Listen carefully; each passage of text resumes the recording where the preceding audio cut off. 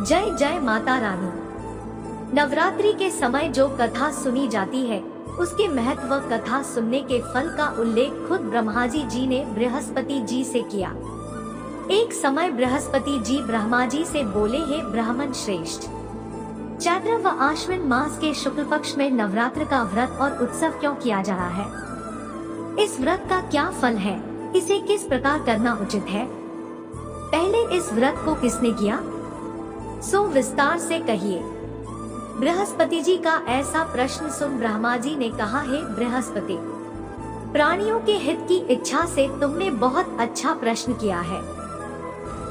जो मनुष्य मनोरथ पूर्ण करने वाली दुर्गा, महादेव, सूर्य और नारायण का ध्यान करते हैं वे मनुष्य धन्य है।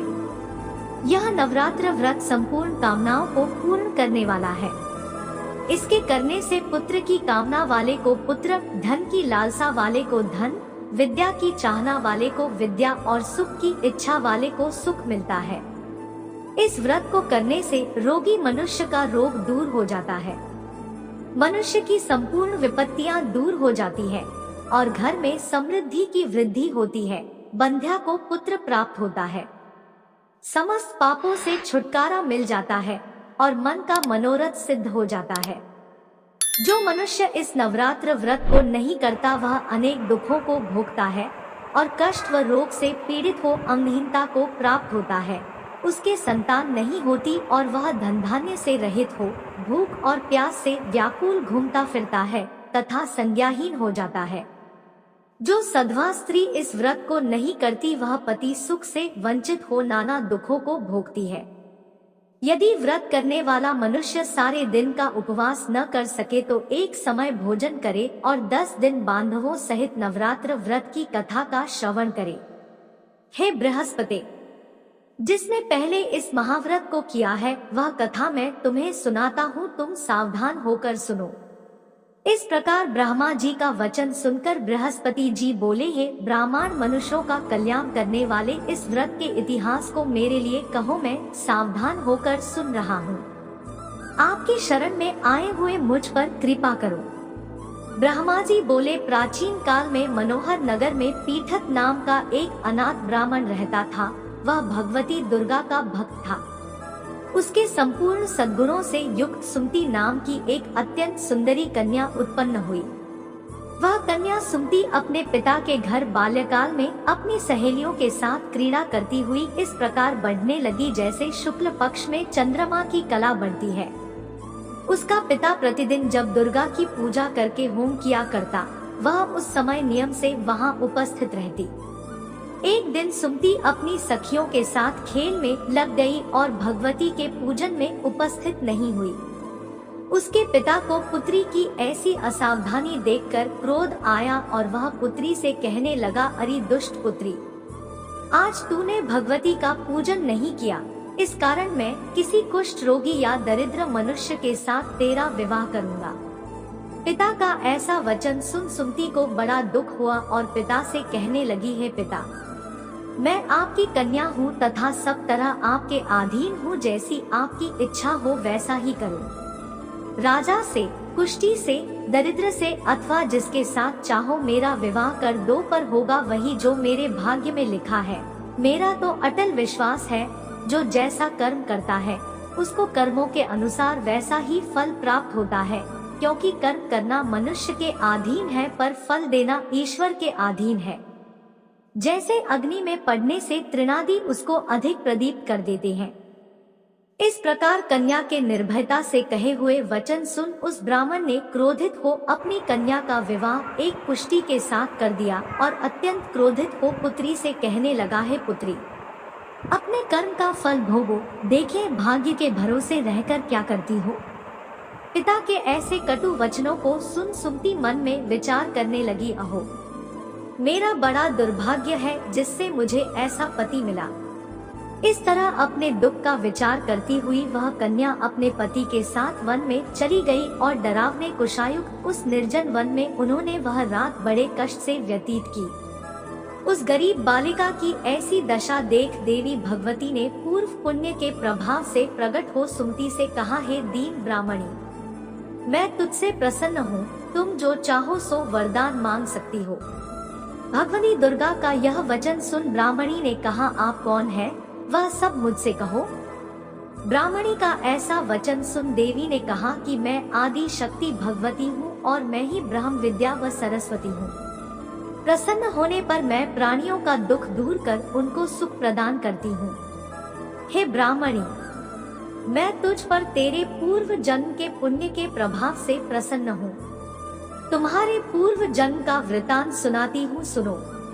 तू पूर्व जन्म में निषाद भील की स्त्री थी और अति पतिव्रता थी।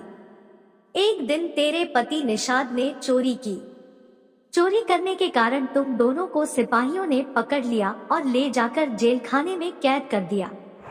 उन लोगों ने तुझको और तेरे पति को भोजन भी नहीं दिया।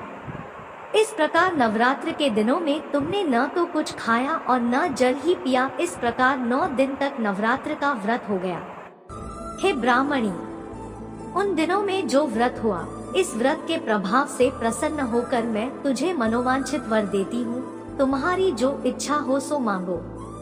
इस प्रकार दुर्गा के वचन सुन ब्राह्मणी बोली, अगर आप मुझ पर प्रसन्न हैं, तो हे दुर्गे, मैं आपको प्रणाम करती हूँ। कृपा करके मेरे पति का कोढ़ दूर करो। देवी ने कहा, उन दिनों तुमने जो व्रत किया था, उस व्रत का एक दिन का पुण्य पति का कोढ़ दूर करने के लिए अर्पण करो। उस पुण्य के प्रभाव से तेरा पति कोढ़ से मुक्त हो जाएगा। ब्रह्मा जी बोले। इस प्रकार देवी के वचन सुन वह ब्राह्मणी बहुत प्रसन्न हुई और पति को निरोग करने की इच्छा से जब उसने तथास्तु ठीक है ऐसा वचन कहा, तब उसके पति का शरीर भगवती दुर्गा की कृपा से कुष्ठ रोग से रहित हो अति कांतिवान हो गया। वह ब्राह्मणी पति की मनोहर देह को देख देवी की स्तुति करने लगी। हे दुर्गे, आप दुर्गति को दूर करने वाली, तीनों लोगों का संताप हरने वाली, समस्त दुखों को दूर करने वाली, रोगी मनुष्य को निरोग करने वाली, प्रसन्न हो मनोवांछित वर देने वाली और दुष्टों का नाश करने वाली जगत की माता हो। हे अम्बे, मुझ निरपराध अबला को मेरे पिता ने कुष्ठी मनुष्य के साथ विवाह कर घर से निकाल दिया।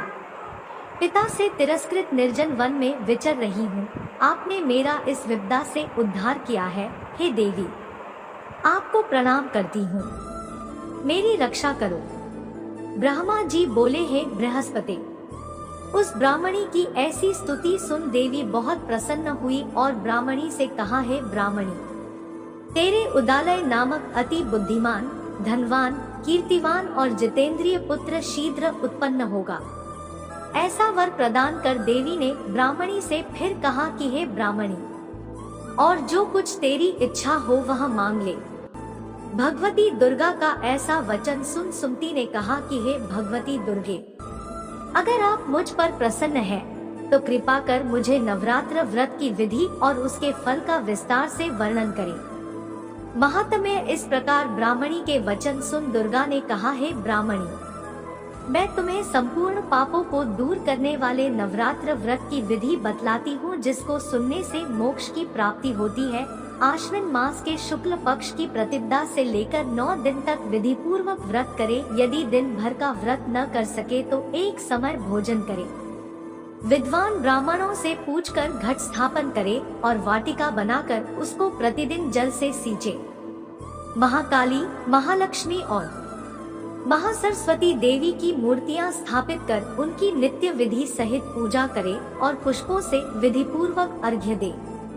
बिजौरा के फल से अर्घ्य देने से रूप की प्राप्ति होती है।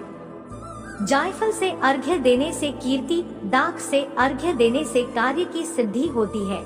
आंवले से अर्घ्य देने से सुख की प्राप्ति और केले से अर्घ्य देने से आभूषणों की प्राप्ति होती है।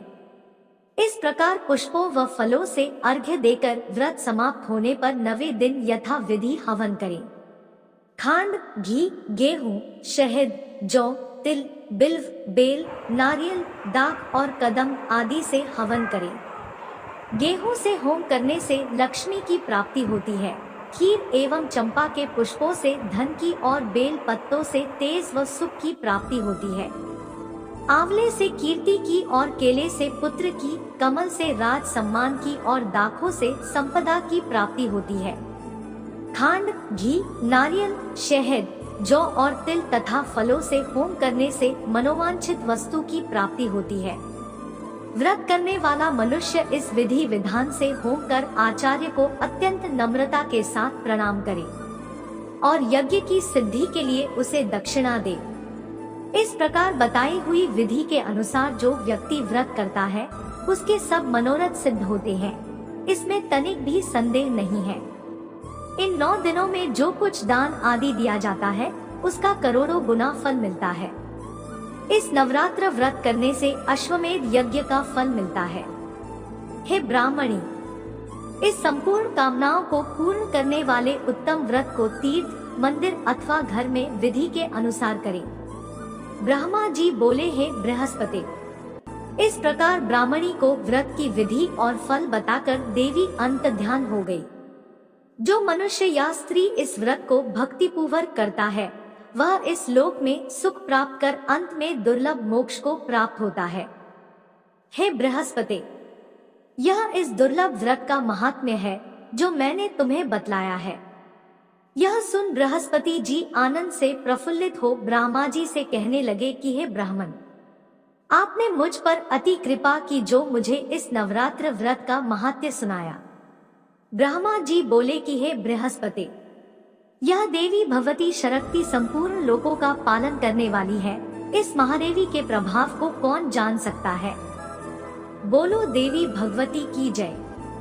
व्रत की विधि प्रातः नित्य कर्म से निवृत्त हो स्नान कर मंदिर में या घर पर ही नवरात्र में दुर्गा जी का ध्यान करके यह कथा करनी चाहिए। कन्याओं के लिए यह व्रत विशेष लाभदायक है। श्री जगदम्बा की कृपा से सब विघ्न दूर हो जाते हैं तथा सुख समृद्धि की प्राप्ति होती है। प्रार्थना। हे परमेश्वरी, मेरे द्वारा रात दिन सहस्त्रों अपराध होते हैं। यह मेरा दास है, समझकर मेरे अपराधों को क्षमा करो। हे परमेश्वरी, मैं आह्वान, विसर्जन और पूजन करना नहीं जानता, मुझे क्षमा करो। हे सुरेश्वरी, मैंने जो मंत्रहीन, क्रियाहीन, भक्तियुक्त पूजन किया है वह स्वीकार करो। हे परमेश्वरी, अज्ञान से, भूल से अथवा बुद्धि भ्रांति से जो न्यूनता अथवा अधिकता हो गई है उसे क्षमा करिए तथा प्रसन्न होइए। जाप मंत्र ओ ऐहि क्ली चामुंडाय विच्चय नम। मनोकामना सिद्धि के लिए इस मंत्र को 108 बार या सुविधा अनुसार जाप करें। अगर जानकारी अच्छी लगी हो तो वीडियो को लाइक और चैनल को सब्सक्राइब जरूर करें।